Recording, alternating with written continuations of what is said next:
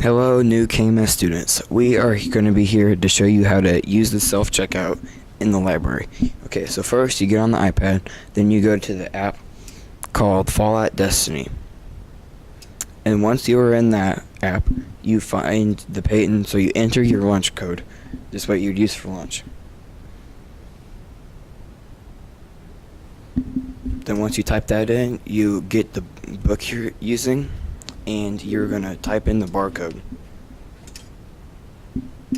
So we're going to go ahead and type that in.